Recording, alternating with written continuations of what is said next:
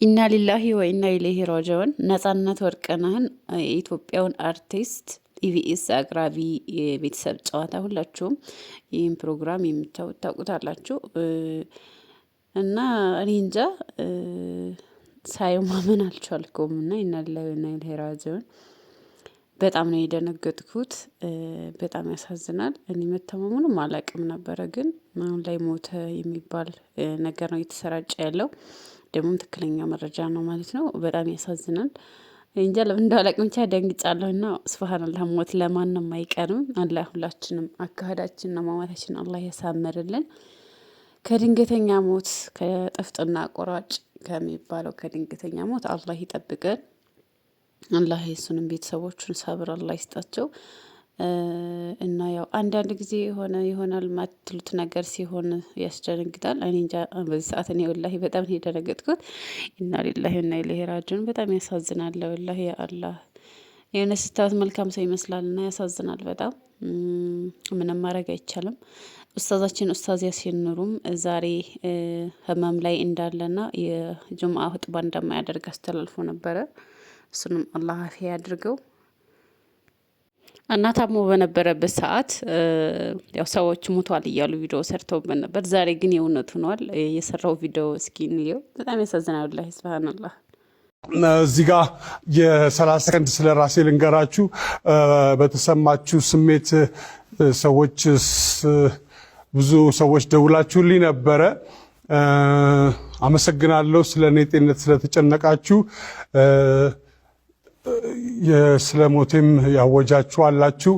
በቲክቶክ እና በፌስቡክ የቀብሩን ቦታ አልተናገራችሁም እና እሱ ይቀራችኋል እና ትንሽ ስነ ምግባር ባለው መልኩ ብንከባበር፣ ስራ ስለ ብንከባበር በጣም አሪፍ ነው። ታሟል ሲባል ሞተ፣ ሞቷል ሲባል ተቀበረ፣ ተቀበረ ሲባል ተነሳ። እነዚህ ወሬዎች ትንሽ ያስቸግራሉ። እኔ እዚህ ሳገለግላችሁ እኔ ነኝ፣ ለቤተሰቡ ግን ደግሞ በጣም አስፈላጊ ሰው ነኝ። እናንተ ለቤተሰባችሁ እንደምታስፈልጉት ሁሉ ማለት ነው። ስለዚህ የምትጽፉትን ጽሑፍ አስቸጋሪ ሊሆን ስለሚችል ጥንቃቄ አድርጉ። ኡስታዞቻችን መሻይኾቻችን በህመምም ሆነ በሌላ ምክንያት ከምናቀው ውብ ከሆነ መድረኮቻቸው ስናጣቸው በጣም ቀልባችን ይሰበራል። ምክንያቱም ዓሊሞች ኡስታዞች ትውልድ ናቸው፣ ጀነሬሽን ናቸው። የምንወደው የምናከብረው ኡስታዝ ያሲን ኑሩ ትንሽዬ ህመም እንዳጋጠመው ምናልባት ሁላችሁም ሰምታችኋል። ዱዓ አድርጉለት፣ አላህ አፊያውን ይመልስለት። ጦሆረን ኢንሻአላህ። አንደበተ ርቱዕ ነው። ረመዳን እየመጣ ነው። በፊት ሁላችሁም ታስታውሳላችሁ። ረመዳን በመጣ ቁጥር የሱ ካሴት ይወጣል፣ ምን ይሆን ይዞልን የሚመጣው ብለን በጉጉት ነበር የምንጠብቀው። አሁን ደግሞ በየጁሙዓው ላይ የተለያየ ሙሐደራዎችን እየለቀቀልን ነው። ዛሬ ኹጥባ ላይም እንደማይገኝ ሰምተናል። ሁላችሁም ኮመንት ላይ አላህ አፊያ ያድርገው እያላችሁ በግልም ዱዓ አድርጉለት። ይሄው ነው ገበያው። ለኡስታዛችን ኡስታዝ ያሲን ኑሩ ሁላችሁም ዱዓ አድርጉ። አላህ አፊያ ያድርገው። ከድንገተኛ የቤተሰብም የራሳችን ከድንገተኛ ሞት አላህ ይሰውራል። አላህ ይሰውራችሁና ሀቂቃ እንደ ሞት አስደንጋጭ ነገር የለም። እንጃ ያው ከዚህ ዓለም መጥፎ ነገር ማለት እንግዲህ ሞት ነውና ሞት በጣም አስደንጋጭ ነገር ነው። በጣም ያስደነግጣልና እኔ አላመንኩም። ነጻነት ወርቅነህ ሞተ ተብሎ ተፖስቷል አሁንና በጣም ነው የሚያስደነግጠው። ምንም ያው አላህ ይራህምህ የማትሉት ሰው አስቸጋሪ ነውና ለቤተሰቦቹ አላህ መጽናናትን ሶብርን አላህ ይስጣቸው። ሌላው አንድ ኡስታዝ ላይ እየተቀጠፈበት ያለ ቪዲዮ አለ። እሱን እስከ መጨረሻው አብራችሁኝ ቆዩ። እንግዲህ ሁላችሁም የምታውቋት የኡስታዞቹን ስም በማጥፋት የሚታወቀው ፎዚያ ኡስታዝ ያላለውን ነገር ጠምዛ ሌላ ነገር እያለች ነው እና የኡስታዝን ሙሉ ቪዲዮ እና እሱ ከተናገራችሁ እስከ መጨረሻው አብራችሁኝ ቆዩ። ቪዲዮን እስገባላችኋለሁ። በሚስጥር ኒካህ ከማሰር በሚስጥር ዝሙት ማድረግ ይሻላል። ሀከዛ ነቁል። እናንተ ሙጀሲማ ወሃቢያዎች ግን ማለት ነው ምን እየወሰዳችሁ እየመጣችሁ ነው እዚህ ጋር በስካር የምትቀረሹብን? ግን እዚህ ቲክቶክ ላይ ደብቆ ኒካህ ከማሰር ደብቆ ዝሙት መስራት ይሻላል ብለህ ታስተምራለህ። ትውልዱን ወዴት እየወሰዳችሁት ነው? ግን ኒካህን እንዲሸሽ እያደረጋችሁት ነው። ሲጀመር አንድ ወንድ ልጅ ሸሪዓው እስከፈቀደለት ድረስ ለማግባት የሚስቱንም ፍቃድ መጠየቅ የለበትም፣ የቤተሰቡንም ፍቃድ መጠየቅ የለበትም። እሱ ማኖር እስከቻለ ድረስ ያ ደብቆ ያገባት ሚስቱ እዛውም ሀገር ላይ ይሁን ሌላም ሀገር ላይ ያሰርላት ኒካህ አይሆንም እያልክን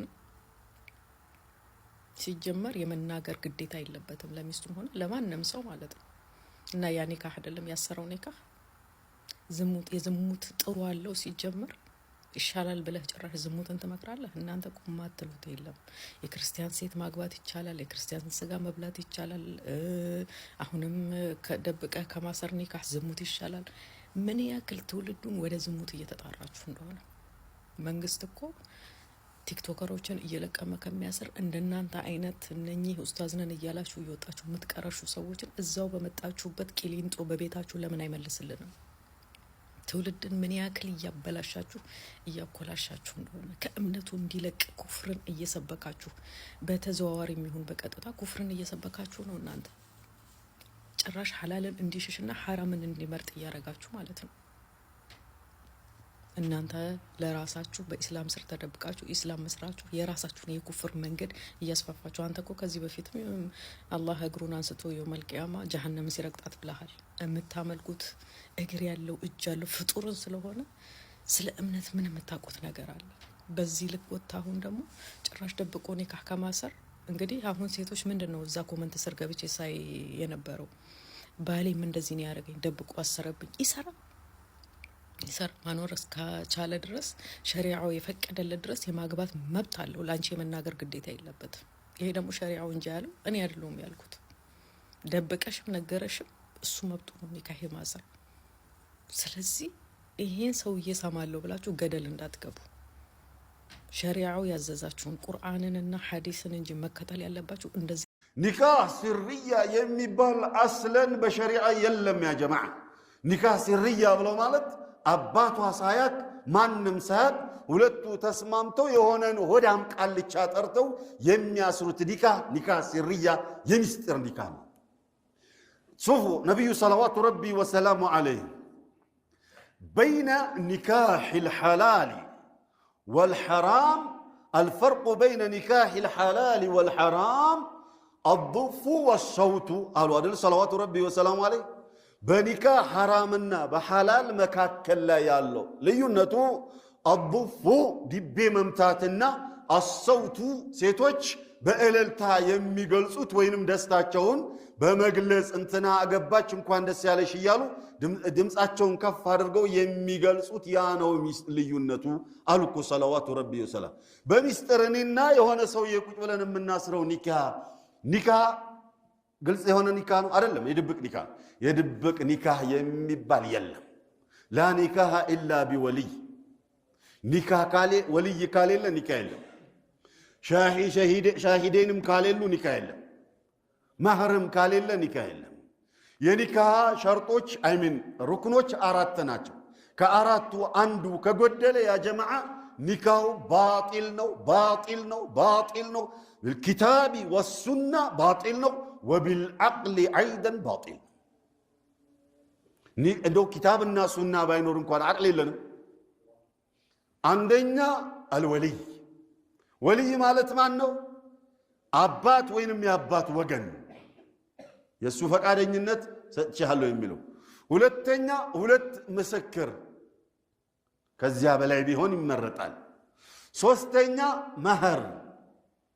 አራተኛ ሰጥቻለሁ ወልይ ተቀብያለሁ ባል ወይንም ወኪል። እነዚህ 4 ነገሮች ካሌሉ ኒካህ ባጢል ነው። በሲር የሚታሰር ኒካህ ምን የለውም? ወልይ የለውም፣ ምስክር የለውም። 2 ሩክን የሌለው ኒካህ ሩክን ነው የምላችሁ ያ ጀማዓ። 2 ሩክን የሌለው ኒካህ ባጢል ካልሆነ ምን ባጢል ይሆናል? ومن أركان الصلاة كأصلاة معاذناتوች ውስጥ አንዱ قراءة الفاتحة አይደል? قراءة الفاتحة አይደል? ፋቲሃን መቅራት ነው። ፋቲሃን ሳልቀራ ሰላት ብሰግድ ሰላቴ ልክ ነው አይደል? كذلك النكاح እነዚህ ከ4 ማዕዘናቶች ውስጥ አንዱ ከጎደለ ውድቅ።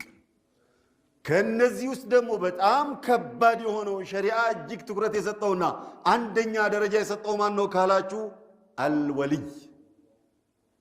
لا تزوج المرأة نفسها ولا تزوج غيرها وإن فعلت فإنها زانية زانية زانية. الحديث صحيح. سيتلج راسوان نكاح تاسرم لليلام ولي هنا نكاح ما سرات شلم كادر رجج زموتامنا ፎዚያ ወገናችን መጀመሪያ ኡስታዝን ስለምጠላ ብቻ ሀብያ ብላ የምታስብ ብቻ ቪዲዮዋቸውን የኡስታዝን ሙሉን ሳታዳምጥ ነው ቪዲዮ የሰራችባቸው እና እሳቸው እያሉ ያሉት ኒካህ ሲርያ ማለት የሚስጥር ማንም ሳይሰማ እሱና እሷ ብቻ የሚያስሩት ኒካህ ማለት ነው። ያ ደግሞ ትክክለኛ ኒካ አይደለም እና እሷ የምታወራው ሌላ ነው፣ ኡስታዝ ደግሞ ያወሩት ሌላ ነው። እሷ የምታወራው ስለ ሚስቱን ስላስፈቀደ ስለ ሁለተኛ ሚስት ስለምናምን ነው የምታወራው ማለት ነው። ኡስታዝ እኮ ስለዛ አላወራም። ስለዛ ሳይሆን መጀመሪያ አንድ ሴት ሁለተኛም እኮ ብትገባም እኮ ቤተሰቦቿ ሳይፈቅዱ ቤተሰቦቿ ሳይሰጡት በራሱ ማግባት አይችልም። ይሄ የሶስት ቀን ኒካ የሚባል እኮ አለ። የሶስት ቀን ኒካ እያሉ የሆነ ገጠር ቃልጆች ምናምን ሲርያ ምናምን እያሉ እኮ የሆነ እንትን የሚሉት ነገር አለ። ይሄ አይነት ነገር ደግሞ በፍጹም የሌለ ነገር ነው እና ያልተወራውን ከምታወሪ ምን አለ ረጋ ብለሽ ኡስታዝን ብታዳምጪ ብትማሪ ምን አለበት ነው። አንቺ የጥላቻ ነው ያው ሁሉ ጊዜ መስራት የምትፈልጊው ለዛ ነው። አላህ ይሄድክ በስ ሌላ ምን ይባላል?